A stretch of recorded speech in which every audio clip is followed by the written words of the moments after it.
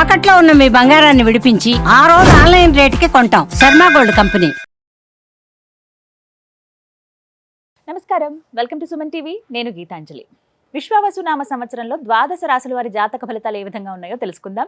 వివరించేందుకు ప్రస్తుతం మనతో పాటు ఉన్నారు శ్రీచక్రపీఠం వ్యవస్థాపకులు, ప్రముఖ జ్యోతిష్య పండితులు బ్రహ్మశ్రీ ప్రదీప్ జోషి గురువు గారు. వారితో మాట్లాడదాం. గురుగారు నమస్కారం అండి. శ్రీమాత్రే నమః. గురుగారు, ఈ విశ్వావసు నామ సంవత్సరంలో ధనస్సు రాశి వారి జాతక ఫలితాలు ఏ విధంగా ఉన్నాయో తెలియజేస్తారా? విద్యుద్ధామ సమప్రభాం మృగపతి స్కంధస్థితాం భీషణాం కన్యాభిక్కరవాలకేట విలసదస్తాభిరాసేవితాం హస్తైశ్చక్రగధాసికేట విశికాంశ్చాపం గుణం తర్జనీం బిభ్రాణాం అనలాత్మికాం శశిధరాం దుర్గాం త్రినేత్రాం భజే. శ్రీమాత్రే నమః. శ్రీ గురుభ్యో నమః. మేషాది ద్వాదశ రాశుల యొక్క ఫలితాలు మనం ఈ విశ్వావసు నవ సంవత్సరంలో తెలుసుకోబోతున్నాం. ధనుస్సు రాశికి ఈ సంవత్సరం ఆదాయ వ్యయాలు ఎలా ఉన్నాయి? ధనుస్సు రాశి ఆదాయం 5, వ్యయము 5, రాజపూజ్యం 1, అవమానం 5. సో ఈ సంవత్సరం ఎట్లుందంటే ధనుసు రాశి వారికి బ్యాలెన్స్గా ఉంది. ఎట్లుంది అట్లనే ఉంటుంది, పెద్దగా తేడాలు ఏమీ ఉండవు. అన్లెస్ యూ హార్డ్ వర్క్, మీరు హార్డ్గా ట్రై చేస్తే తప్ప మీకు అదృష్ట యోగాలు అయితే వరించవు. కానీ అదృష్ట యోగం ఉంది. ధనస్సు అంటే ఏమిటి అంటే సగము శరీరం మృగము యొక్క శరీరము, తర్వాత మనిషి శరీరము, విల్లును ధరించినటువంటిది. అంటే వీళ్ళ యొక్క విలక్షణమైన వాళ్ళు ధనుసు రాశి వాళ్ళు. వీళ్ళు ఏంటంటే తాము పూర్తిగా అనుభవపూర్వకంగా నమ్మితే తప్ప దేన్ని నమ్మరు. ఇది మంచిని, చెడుని మాత్రం టక్కని నమ్మేస్తారు. అట్లుంటుంది ధనుసు రాశి. కాబట్టి అందులోనూ మూలా నక్షత్రం, మూల, పూర్వాషాఢ, ఉత్తరాషాఢ నక్షత్రం 1వ పాదం వరకు ఈ జాతకస్తులు ఎలా ఉంటారు అంటే మూలా నక్షత్రం, ముఖ్యంగా మూలా నక్షత్రం అద్భుతమైన తెలివితేటలు ఉంటాయి. కానీ ఈ సంవత్సరం ఆ తెలివితేటల్ని అహంకారం అనే మబ్బు కమ్మేస్తుంది. మీరు అహంకారం అనే మబ్బును తీసేస్తే అద్భుతమైన జాతకం మీది ఈ సంవత్సరం. ఎవరు? ధనుసు రాశి వాళ్ళందరికీ. మీరు అహంకారం నుంచి బయటపడండి.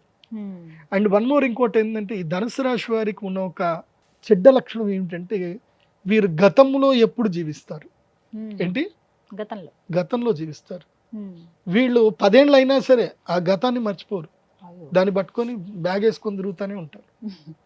ఏంది అంటే గతం బ్యాగ్ పట్టుకొని తిరుగుతూ ఉంటారు. నువ్వు గతం బ్యాగ్ వేసుకుంటే నువ్వు భవిష్యత్తు వైపు ఎలా పరిగెడతావు? ఇప్పుడు బ్యాగును మోస్తూ పరిగెత్తేవాడు ఫాస్ట్గా పరిగెత్తాడా? 2 చేతులు ఖాళీ చేసుకొని పరిగెత్తాడు ఫాస్ట్గా పరిగెత్తాడా? ఖాళీగా ఉన్నాడు. కానీ నువ్వు బ్యాగులు క్యారీ చేస్తావుగా. ఎందుకోసం అంటే మెమొరీ పవర్. ధనుస్సు రాశి వారికి మెమొరీ ఎక్కువగా ఉంటుంది.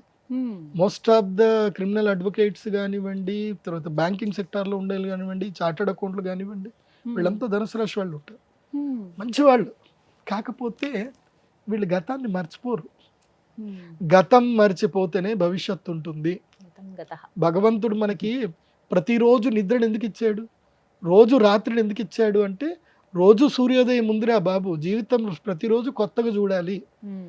ఎప్పుడు నెమరేసుకుంటూ ఎప్పుడు తిడతానే ఉంటారు. ఇప్పుడు మీకు జీవితంలో ఎవడో నష్టం చేశాడు, సరే జరిగిపోయిందిరా నష్టము, కానీ ఆయన తిడతానే ఉంటారు. ఇంకా అది కాదు, అది తీరు మార్చుకోవాలి. మార్చుకుంటే ఈ సంవత్సరం ధనుసు రాశి వారికి 7వ గురువు వస్తున్నాడు. ఈ సంవత్సరం తప్పకుండా పెళ్లి చేసుకోవాలి. ధనుసు రాశి వారు ఎవరైనా పెళ్లి చేసుకోలేదంటే పెళ్లి చేసుకోండి. ఇంకోటి కూడా చెప్తా, ఒకవేళ మీరు ఆల్రెడీ మీ ఆవిడని పెళ్లి చేసుకున్నారు, మీ ఆవిడ ఉంది, మళ్ళీ పెళ్లి చేసుకోండి మీ ఆవిడనే. మళ్ళీ మంచి ముహూర్తంలో తాళి కట్టండి. అక్షయ తృతీయ రోజు మీ ఆవిడకి తాళి కట్టండి.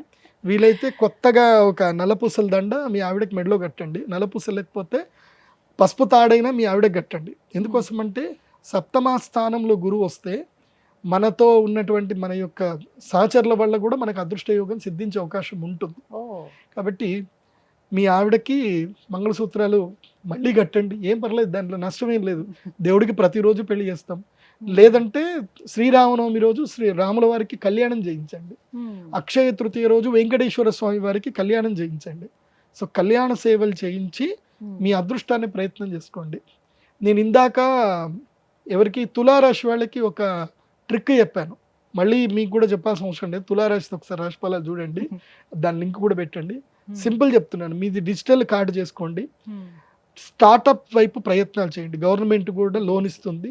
సో ముద్రా లోన్స్ వస్తున్నాయి. దాని వైపుకి వెళ్ళి ఒక బ్యాంక్ మేనేజర్ని పరిచయం చేసుకొని అసలు ఈ ముద్రా లోన్స్ అంటే ఏంది, మీరు ఏమేం చేసుకోవాలి, ఏం కథ అని చూసుకొని స్టార్టప్ బిజినెస్ చేయండి.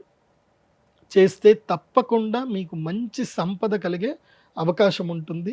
ముఖ్యంగా ధనుసు రాశి వారు కాన్సన్ట్రేషన్ చేయాల్సిన వ్యాపారాలు ఏంటంటే వస్త్ర వ్యాపారం చేయండి, రెడీమేడ్ క్లాత్స్ వస్త్ర వ్యాపారం చేయండి, ఎలక్ట్రానిక్ అండ్ ఎలక్ట్రికల్ వ్యాపారాల మీద చూడండి, ఆర్టిఫిషియల్ ఫ్లవర్స్, తర్వాత artificial intelligent, marketing, agencies, distribution, packing, అలాగే ప్లాస్టిక్ వస్తువులు కానివ్వండి, క్యాటరింగ్ కానివ్వండి, లేదంటే ఇంటీరియర్ ఆర్కిటెక్చర్ కానివ్వండి, ఇలా ఏదైనా సరే పని బిజినెస్ చేయండి. ధనుసు రాశి వారికి నేను అడ్వైజ్ చేసేది ఏంటంటే బిజినెసే చేయండి. లేదంటే ఇగో మా సుమన్ టీవీ మొదలు స్టార్ట్ అయింది, నా 8 కెమెరాల నుంచి 12 సిస్టమ్ల నుంచి స్టార్ట్ అయింది సుమన్ టీవీ. మీరు కూడా స్టార్ట్ చేయండి, ఎదగొచ్చు. ప్రోగ్రెసివ్ వైపు ఉంటుంది, మీడియా ప్రోగ్రెసివ్ వైపు కూడా ధనుసు రాశి వారికి ఉంటుంది. ప్రయత్నాలు చేయండి. మరి వీరికి ఇంకా మంచి జరగాలంటే ఏమైనా పరిహారాలు గురువుగారు?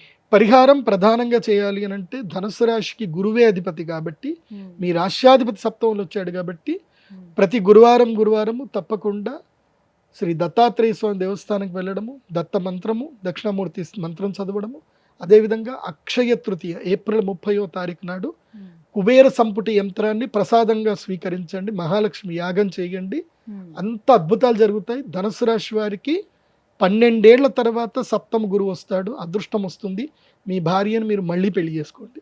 ఏ రాశి అనేది తెలియదండి, నక్షత్రం చాలా మందికి ఐడియా ఉండదు, ఏ రాశో తెలియదు. మరి మా జాతకాలు మేము ఎలా చూసుకోవాలండి? మాకేమో ఏమైనా పరిహారాలు చేసుకుందామన్నా ముందు నక్షత్రము రాశి అడుగుతున్నారు, అలా కూడా చేసుకోవడానికి వీలు లేకుండా పోయింది. ఇంక ఇంతేనా, తెలుసుకోవడం ఏమైనా కుదురుతుందా అని అడిగే వాళ్ళు చాలా మంది ఉంటారు. వారికి సమాధానం సింపుల్, నేను ఒకటే చెప్తాను. యస్య నాస్తి కిల జన్మపత్రిక యా శుభాశుభ ఫలప్రదాయని అంధకం భవతి తస్య జీవితం దీపహీనమివ మందిరం నిషి. దీని అర్థం ఏమిటంటే దీపము లేని గదిలో మనకి ఏది కనబడదు. ఇప్పుడు ఈ గది ఉంది, ఇక్కడ మొత్తం లైట్లను ఆఫ్ చేసేసారు, మనకి ఏవి ఎక్కడనే కనబడవు కదా. దీపం ఉంటే అన్నీ కనబడతాయి. సో అట్లాగే జాతకం లేని వ్యక్తికి తన జీవితంలో తను ఎక్కడున్నాడు అంటే ఈ కాలచక్రంలో తనకి మంచి పొజిషన్లో ఉన్నాడా చెడ్డ పొజిషన్లో ఉన్నాడా ఎక్కడ తెలియదు. అది తెలియజెప్పేదే జాతకం. జాతకం ఒకటి ఉందనుకోండి, వాళ్ళ జీవితంలో ఇప్పుడు ఏలినాటి శని వస్తే ఎట్లా జాగ్రత్త పడాలి, గురుడు లక్ ప్లేస్కి వచ్చాడు, ఇప్పుడు బిజినెస్ చేయాలా ఉద్యోగం చేయాలా, ఇవన్నీ తెలిసేది జాతకం ద్వారానే. సో జాతకం లేకపోతే ఏం తెలియదు. జాతకం అంటే నీ date of birth, time, place అక్యురేట్గా ఉండాలి, ఉంటేనే అది నీకు జాతకం ఉన్నట్టు. జాతకం లేదు అనుకోండి, ఇక మీకు తల్లిదండ్రులు ఏదైతే పేరు పెట్టారో దాంతో మీరు రాశులు చూసుకోవాలి. జాతకం లేదు అంటే, ఒకవేళ మీ date of birth, time, place ఉంది, మీరు సింపుల్గా నా వెబ్సైట్ విజిట్ అవ్వండి, pradeepjoshi.com వెబ్సైట్ విజిట్ అవ్వండి. అక్కడ మీకు హోరోస్కోప్ డీటెయిల్స్ ఉంటాయి. మీ date of birth, time, place enter చేసి సబ్మిట్ చేస్తే మీ జాతకం మీకు PDF రూపంలో వస్తుంది. సో అక్కడ మీ జన్మ నక్షత్రము, జన్మ రాశి ఉంటుంది. సో దాన్ని బట్టి మీ జన్మ నక్షత్రం ఏంటి, మీ జన్మ రాశి ఏంటి చూసుకొని అప్పుడు మేము ఈ మన ఛానల్లో చెప్పే నేనైతే రాశి ఫలాలు చెప్తానో అవి మీరు ఫాలో అవ్వాలి. ఇప్పుడు పత్రికల్లో ఎక్కడ చూసినా మీ రాశి ఏంది అనేది ఆ రాశి ఫాలో అవ్వాలి. జాతకం ఉండి నంబర్ 1 ప్రిఫరెన్స్ ఏంది అని అంటే కనుక date of birth, time, place మీద వచ్చేదే ఒరిజినల్. అది లేదు అన్నప్పుడు ఇప్పుడు నీ పేరు రాము అనుకో, పేపోరారి చిత్తా నక్షత్రం తులారాశి అవుతుంది. నీ పేరు శ్రీనివాసు అనుకో, అది కూడా చిత్తా నక్షత్రము తులారాశి అవుతుంది. లేదంటే దాక్షాయిణి అని పేరు పెట్టుకున్నారు, భూదాబాడ, పూర్వాషాఢ, సో పూర్వాషాఢ నక్షత్రం అవుతుంది, మకర రాశికి వెళ్ళిపోతుంది. సో ఇట్లా మీ యొక్క రాశిని ఏది తెలుసుకోవాలంటే పేరు బట్టి చెప్పే రాశి 100% అయితే ఫలితాలు ఇవ్వదు. జన్మ నక్షత్రం అంటే పుట్టిన సమయంలో ఉన్న నక్షత్రము, రాశి మాత్రమే మోస్ట్లీ 80% యాక్యురేట్గా ఉంటుంది. అండ్ వన్ మోర్, రాశి ఫలాలు జనరల్ ప్రెడిక్షన్స్ అందరికీ ఇవి వర్తించవు. క్లియర్గా చెప్తున్నాను, రాశి ఫలాలు జనరల్ ప్రెడిక్షన్స్ అందరికీ వర్తించవు. నీకంటూ నీ ప్రత్యేకమైన దశ అంతర్దశలు ఉంటాయి, అవి మాత్రం నీకు మాత్రం వర్తిస్తాయి 100%. రాశి ఫలాలు జనరల్ ప్రెడిక్షన్ అంటే అప్ టు 60 to 80% యాక్యురేట్గా ఉంటాయి. 60% అయితే కన్ఫర్మ్, 80% వరకు కొంతమందికి యాక్యురెన్సీ ఉంటుంది. కానీ నీకు 100% 80 to 100% యాక్యురెన్సీ రావాలి అని అంటే దశాంతర దశలు తెలుసుకోవాలి. సో ప్రతి ఒక్క వ్యక్తికి దశాంతర దశలు డిఫరెంట్గా ఉంటుంది.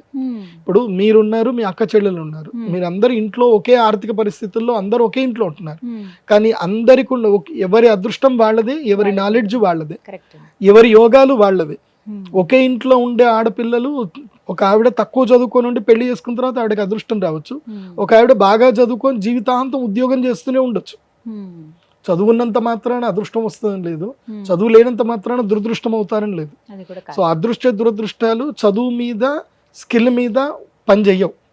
స్కిల్ అనేది జస్ట్ ఏదో బూస్టప్ చేయడానికి పనిచేస్తుంది తప్ప ఎంత స్కిల్ ఉన్నా అదృష్టమే పనిచేస్తుంది. లైక్ ఎగ్జాంపుల్ చెప్పాలంటే రజనీకాంత్ గారు,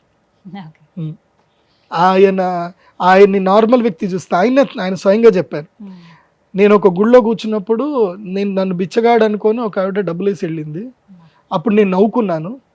దేవుడు గనక నా పైన అనుగ్రహం చేసి ఉండకపోతే నేను సినిమా స్టార్ అని తెలియదు. ఒక నార్త్ గుడిలో కూర్చున్నప్పుడు, నార్త్ ఇండియాలో గుడిలో కూర్చుంటే ఆమె గుర్తుపట్టుకుని డబ్బులు వేసి వెళ్ళిపోయింది.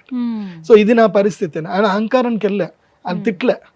సో భగవంతుడు నన్ను ఇట్లా కరుణించాడు అన్న ఒక పాజిటివ్నెస్ లో ఆయన గొప్పవాడు. ఆ గొప్పతనం అనేది అందరికీ రాదు. అలాంటి బుద్ధి, అలాంటి విచక్షణ ఉంటే తప్ప దేవుడు అదృష్టాన్ని ఇవ్వడు అందరికి. రూపము, యవ్వనము, గుణము, సద్గుణం కాదు, అదృష్టం అనేది భగవంతుడు ఇవ్వాలి. అది ఇస్తే అది ఎవరికి ఇవ్వాలో వాళ్ళకే ఇస్తాడు. దానం ఎవడు చేస్తాడో, ఎవరికైతే ఇచ్చే గుణం ఉంటుందో, ఎవరికైతే పంచే గుణం ఉంటుందో వాడికే భగవంతుడు అదృష్టాన్ని ఇస్తాడు, ఊరికే అందరికి ఇవ్వడు. సో కాబట్టి జాతకం చాలా ఇంపార్టెంట్. ఇప్పుడు నేను రాశిఫలాలు చెప్తాను, కానీ చెప్పేటప్పుడు మీరు జాతకం లేకుండా మీ ఇష్టం వచ్చినట్టుగా మీ పేర్లతో చెప్పుకొని గురుగారు కరెక్ట్ చెప్పలేదు, అన్ని రాంగ్ వెళ్ళిపోతున్నాయి అనుకుంటే అది మీ పొరపాటు, నా పొరపాటు కాదు. సరిగ్గా సరి చూసుకుని ఎవరి రాశి ఏదో, నక్షత్రం ఏదో చూసుకుంటే సరిపోతుంది. ధన్యవాదాలు గురుగారు, నమస్కారం.